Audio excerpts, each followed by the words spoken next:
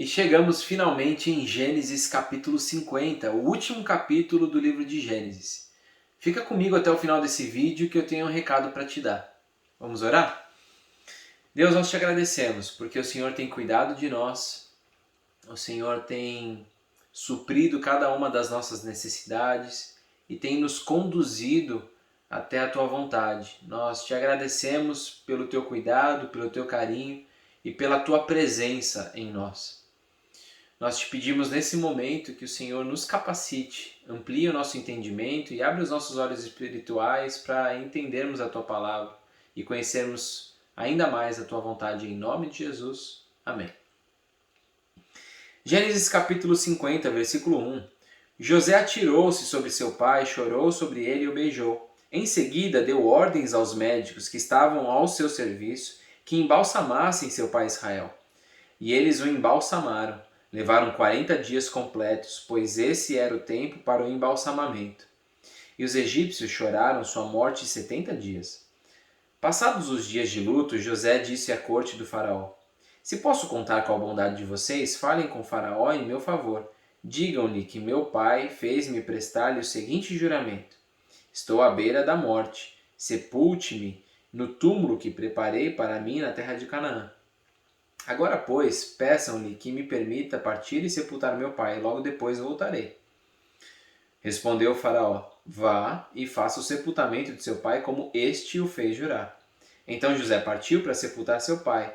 Com ele foram todos os conselheiros do faraó, as autoridades da sua corte e todas as autoridades do Egito, e além deles, todos os da família de José, os seus irmãos e todos os da casa do seu pai. Somente as crianças, as ovelhas e os bois foram deixados em Gósen. Carruagens e cavaleiros também o acompanharam. A comitiva era imensa. Chegando à eira de Atade, perto do Jordão, lamentaram-se em alta voz, com grande amargura. E ali José guardou 7 dias de pranto pela morte de seu pai. Quando os cananeus que lá habitavam viram aquele pranto na eira de Atade, disseram: Os egípcios estão celebrando uma cerimônia de luto solene. Por essa razão, aquele lugar, próximo ao Jordão, foi chamado Abel-Mizraim. Assim fizeram os filhos de Jacó, o que este lhes havia ordenado. Levaram-no à terra de Canaã e o sepultaram na caverna do campo de Macpela, perto de Manre, que com o campo Abraão tinha comprado de Efron, o hitita, para que lhe servisse de propriedade para a sepultura. Depois de sepultar seu pai, José voltou ao Egito com os seus irmãos e com todos os demais que o tinham acompanhado. Vendo os irmãos de José que seu pai havia morrido, disseram: E se José tiver rancor contra nós e resolver retribuir todo o mal que lhe causamos? Então mandaram um recado a José dizendo: Antes de morrer, teu pai nos ordenou que te disséssemos o seguinte: Peço-lhe que perdoe os erros e pecados de seus irmãos que o trataram com tanta maldade. Agora, pois, perdoa os pecados dos servos do Deus do teu pai. Quando recebeu o recado, José chorou. Não fica aqui muito claro se esse era um recado mesmo que Jacó tinha enviado através dos irmãos de José, ou se era uma invenção dos irmãos de José porque eles estavam com medo. Mas o fato é que essas duas possibilidades eram reais. Jacó poderia muito bem ter mandado esse recado, porque Jacó, através do Deus que agia através da vida dele, poderia ter enxergado algumas coisas do futuro, poderia prever que José poderia ficar meio chateado, meio triste, querer retribuir esse mal que os irmãos causaram a ele, ou também poderia ser uma invenção dos seus irmãos, porque eles estavam tremendo de medo. E José tinha muito poder lá no Egito. Depois vieram seus irmãos, prostraram-se diante dele e disseram: Aqui estamos, somos teus escravos. José, porém, lhes disse: Não tenham medo. Estaria eu no lugar de Deus? Vocês planejaram mal contra mim, mas Deus o tornou em bem, para que hoje fosse preservada a vida de muitos. Por isso não tenham medo. Eu sustentarei vocês e seus filhos. E assim os tranquilizou e lhes falou amavelmente. José permaneceu no Egito com toda a família de seu pai. Viveu 110 anos e viu a terceira geração dos filhos de Efraim. Além disso, recebeu como seus os filhos de Maquia, filho de Manassés. Antes de morrer, José disse a seus irmãos: Estou à beira da morte, mas Deus certamente virá em auxílio de vocês e os tirará dessa terra, levando-os para a terra que prometeu com juramento a Abraão, a Isaque e a Jacó. E José fez com que os filhos de Israel lhe prestassem um juramento, dizendo-lhes: quando Deus intervier em favor de vocês, levem os meus ossos daqui. Morreu José com a idade de 110 anos, e depois de embalsamado, foi colocado num sarcófago no Egito. E a reflexão que eu gostaria de trazer no dia de hoje é sobre essa atitude dos irmãos de José, que está descrita no versículo 16, que eles mandaram um recado a José. Eles, por serem irmãos de José, eles tinham acesso a José, provavelmente, e eles poderiam ter ido diretamente, não precisavam ter mandado esse recadinho. Às vezes, na nossa vida, nós temos esse tipo de situação, nós temos que resolver um problema e às vezes a gente quer mandar um recado e resolver de uma forma paliativa só e não de uma forma propositiva, de uma forma intencional e de uma forma que realmente vai resolver o problema. Nós temos muitas situações na nossa vida e a nossa tendência é protelar, procrastinar, e a solução que muitas vezes nós damos para alguns problemas da nossa vida é fechar a porta do nosso quarto, se atirar em cima de um colchão e tentar dormir e esperar que algum tipo de mágica aconteça conforme o tempo passa.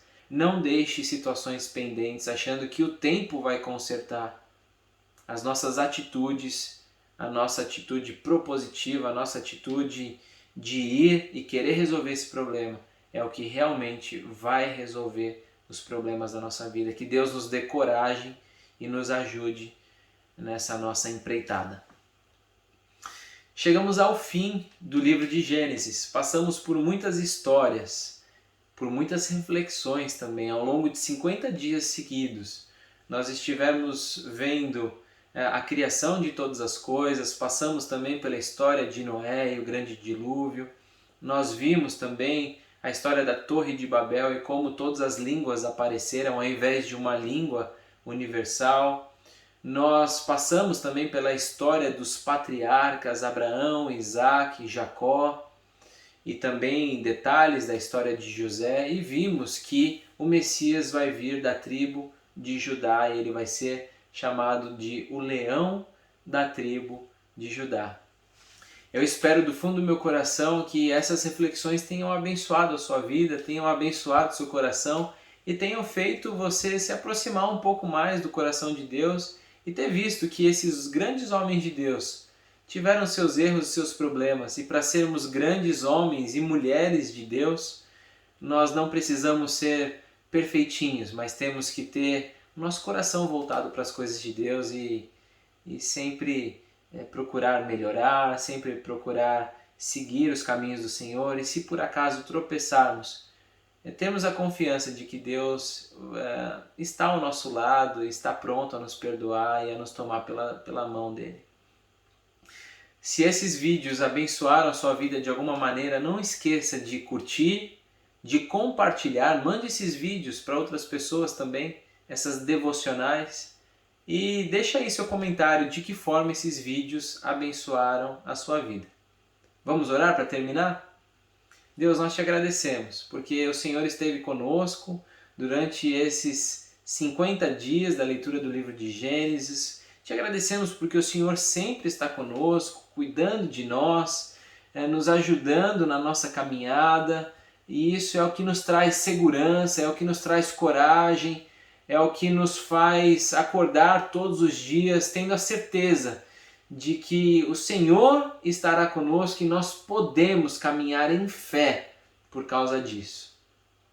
Abençoa cada uma das famílias aqui representadas pelas pessoas que estão assistindo e participando desses estudos, dessas devocionais, dessas reflexões, e que o teu amor esteja inundado, esteja transbordando em cada um dos corações. Em nome de Jesus. Amém.